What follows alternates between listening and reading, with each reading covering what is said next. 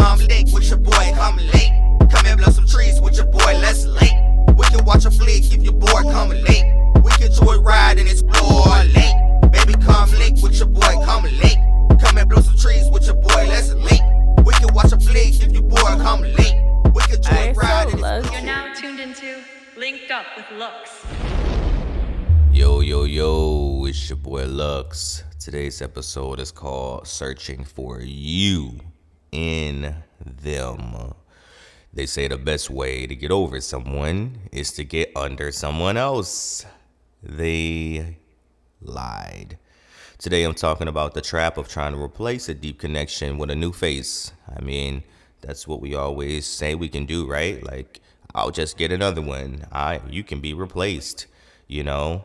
I'm being real about dates I've been on and where I was physically there and mentally I was miles away, wondering why the new girl's laugh feels like the noise while yours feels like home. I miss you. Please come back. We're diving into upgrade illusion. You know, the moment when you realize that better isn't actually better if the soul is missing.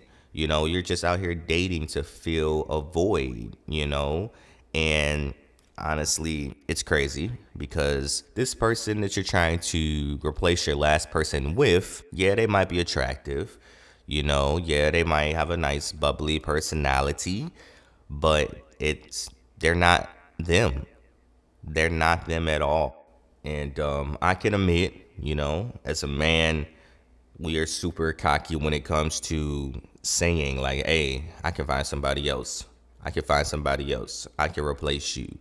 And what I've learned is, although you may be able to replace someone physically, anyone that I found as a replacement never ended up being exactly what it was I lost. And that is the most important thing that people don't really understand. Yeah, I can replace a physical body, you know, but are you going to be equivalent to the significant person that I lost in my life, right? You probably aren't, you know. You might look good, you know, you might have a nice body, you might, you know, be cool, be chill, be relaxed, but you got your own problems from the past, and that's why you were able to meet me, because you're single and I'm single. So we rush into whatever. Hey, we both like each other because we're attracted. Let's go out. Let's go on a date. But when you are locked in with someone for so long, it just doesn't feel normal. It doesn't feel natural. You ever had to like reconsider where you were going to take someone on a date because that's where you and your ex used to go? Crazy, right? It's just certain things like you and your ex, you know, explored that restaurant together. So to take someone else to it, it's not that same organic, oh my God, like excitement. And it's just wild. And starting over, oh my God, starting over is horrible. You got to figure out their favorite color. You got to figure out why they're single, how long they've been single, what type of person they are, what type of friends they have. Do they have friends? What do they do in their free time? What type of job do they have? Where are they financially? Like, these are things that matter. And when you've already established something with someone in the past, where you guys were a unit, you know, you went through all of the ups and downs together, you were a team, and you had an understanding, it's like starting over is not fun. Like, I don't want to know your favorite food again. I don't want to know that you're allergic to mushrooms. I don't want to have to go through that start over phase again, but we do as men, because we are so quick to try to rush into another situation just to act like we're not bothered, to act like we're just not, you know, affected by losing someone who significantly did better our life and someone that actually cared for us or whatever the case may be. And obviously, I'm not saying every person that you've, replaced was the best, because clearly we know that's not true. But we're talking about that one person. I know you have one person that you think about and be like, I should have just slowed down, made it work. I should have just listened. I should have just catered to her. I should have just stopped looking and entertaining at other women and entertaining other women. Like, why didn't I appreciate what I had when I literally had it right in front of me? Like, we came home to each other. We did family stuff together. We celebrated birthdays. We took trips, like, why didn't I just appreciate that? And more of that reflection just comes from the dating pool. It's just disgusting out here. It's just literally nonsense. And trying to navigate through it and meet somebody, it's like, it's very risky. It's a very dirty world. People are nasty. People are gross. People don't take care of themselves. People don't take care of their bodies. People don't care about their hygiene. People just be out here doing all type of stuff with people without getting tested. It's a very disgusting planet, and I don't want nothing to do with that. So it make you think and be like, man, why am I putting myself back out here, and being at risk for whatever, just because I couldn't simply appreciate what I had when I had it. And, all I had to do was slow down. I spoke in a previous episode about comfortability. Sometimes we feel like we'll never lose that person until we do. And then when we do, we shift into this defensive, well, I don't care, whatever. Like, if you left, it is what it is. I'll go find better. So we search, and obviously we're going to find somebody else. I'm not going to say it's going to be the best replacement, but it's another physical individual. And once you realize that the person that you found is like way worse off than the person you were with, it's just like, eh. And I don't even mean that like life wise. I'm not saying like, oh my God, the next person I found, she's so broke. It's more so when you have developed routine with someone, when you've developed a connection with someone, when you've developed feelings for someone, nobody else can come into your life and fill that void. Because whatever the person from your past did, that new person is not going to come into your life immediately and fill that void. They can feel your loneliness. You have someone to hang out with. You have someone to cuddle with. You have someone to, hey, let's do this, let's do that. But have you ever imagined just being with someone after a relationship and they just don't get you? They don't get your jokes. They don't understand things that your past person used to get, the inside jokes, the laughing together, the sending reels about certain particular topics. That's the worst. I'm not gonna lie.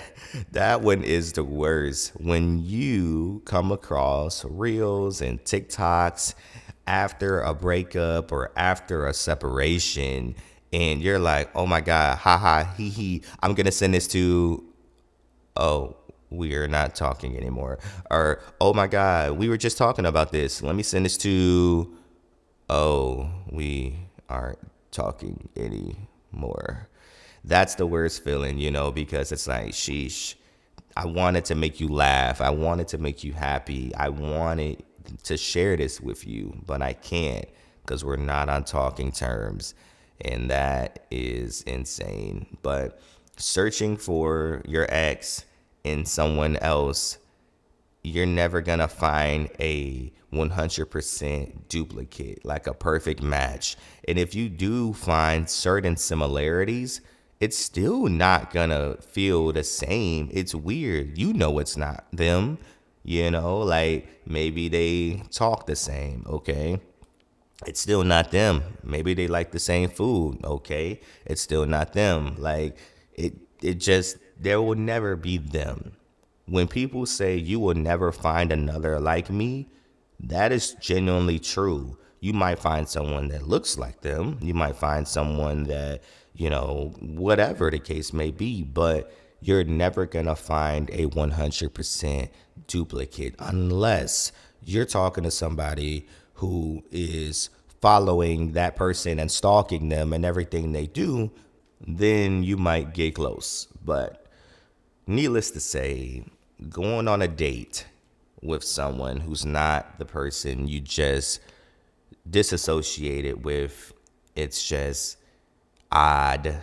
You're there, you're trying to distract your mind, you're trying to act all cool, you're trying to act like I'm not bothered. This is nice. Like I have options. I can do this. Yeah. It's not the same.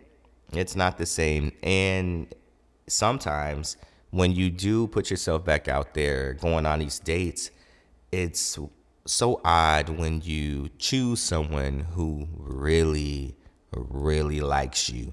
And I'm not saying like that's a bad thing. Like, oh my God, like why when you want someone who likes you?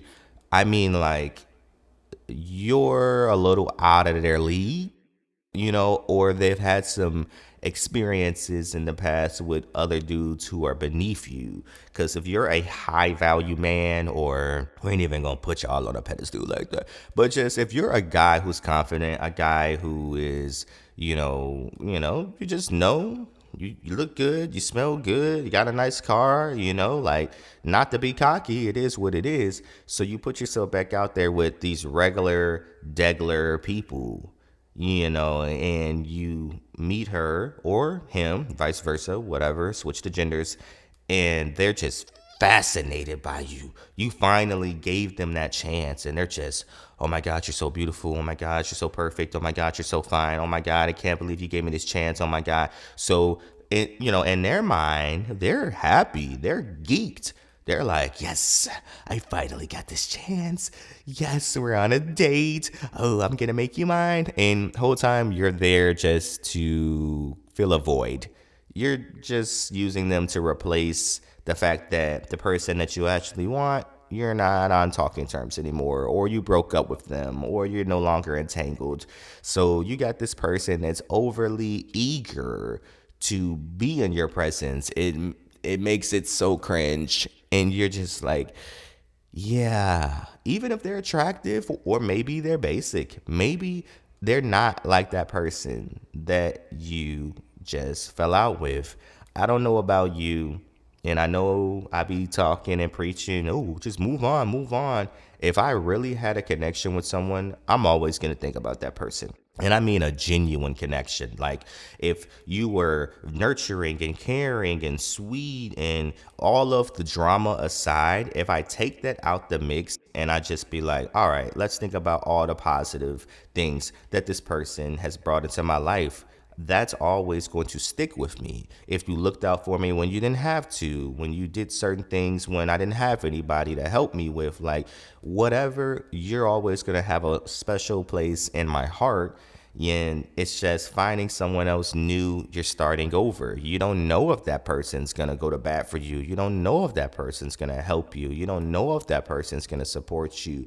And what I've realized is like going on dates, a lot of people, obviously, you wouldn't expect, and you shouldn't go on dates expecting to find someone who will take care of you. But when you meet new people, they want to take. What are you going to spend? Where are you going to take me?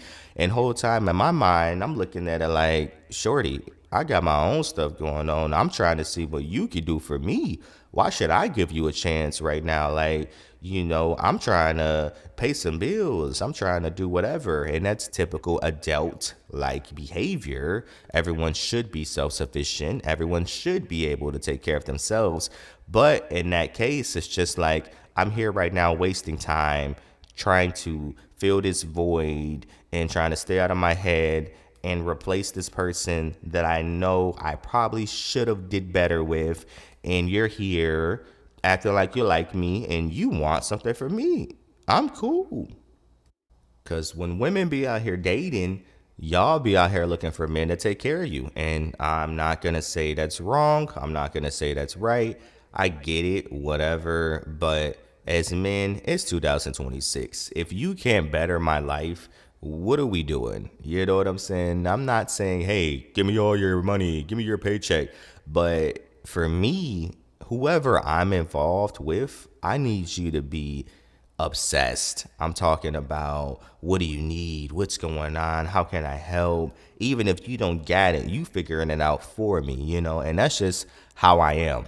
I'm not going to lie, So if I'm talking to someone else, you're looking at me like it's an interview. Okay, he's nice, he's kind, he's attractive. What can he do for me? Maybe he'll take care of me. And I'm sitting across the table thinking, she's all right. And I'm really don't even know why I'm here. Maybe she got money. I can't really tell. She seems like she's a leech. She wants someone to take care of her. That's great, but it's not going to be me. But I'm really here because I just want to replace, you, you as in the person from your past with this person. And now you're over analyzing. You're looking at their flaws. You're looking at, man, like I should be with that person right now. Why am I with you? That's a crazy feeling when you're with someone else and you're literally just thinking like, I should be doing this with the person I just broke up with. I should be doing this with my ex. Why am I here? My ex always wanted to come here, or I took the time and energy to come here when I should have been doing this with the person who I actually made memories with and I actually built the bond. It's a crazy reality. And, sometimes that's just life. It happens, unfortunately. And I don't know. It's just we lie and tell ourselves that we can find better. So we go out and we talk to more attractive people, and you find someone who doesn't argue as much, or you can find someone that shares hobbies, but it's just the depth isn't there. It's just realizing you can't upgrade a connection that was built off years of history or even months. It don't even have to be a full year. You can still establish something solid within months with someone, but if y'all been locked in for a year or 2 years, it's just you can't simply find that replacement. Even if the new person looks better on paper, you will never find that replacement. And, no one's perfect. You're never going to find that perfect person. They don't exist. They simply don't exist.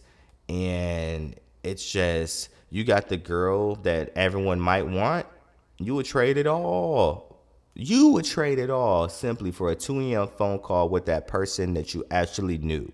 Let's be real. If you were on that date and that person called you, you would take that call and be like, I gotta go. Hey, how you been? Where you at? So let's just say, stop throwing away soul connections for a temporary attraction. And if you do have someone that you genuinely have a solid connection with, just take the time to try to make it work. Don't sit here and try to be this cocky person and you're like, I can replace you. I can replace you. Anything is replaceable. Shoes are replaceable. Clothes are replaceable. Cars are replaceable. Food is replaceable. Everything can be replaced. But if you found something, air quote, perfect, that works for you, they respect you, you get butterflies when they come around, they make you happy, they're considerate, they look out for you, they take care of you when you're sick, they're soft with you, they make you feel loved. Have some patience. Learn to overlook petty things and make it work with this person. Communication is key. I know we often try to go tit for tat and we start analyzing people's past and we start to be like, well, I don't know if I want to be with this person because this and that. But look at you. Honestly, no judgment, but judge yourself. Take a close look at yourself and be like, am I anyone to judge anyone? Y'all be out here trying to protect this false reputation, like people are checking for you for real or people are talking about you. Everybody gonna die. So who really cares what somebody got to say about who you're dating? Everybody gonna die. So live your life, be genuine, be loving, be nurturing, but most importantly, learn how to communicate effectively. It's your boy Lux. I'm out.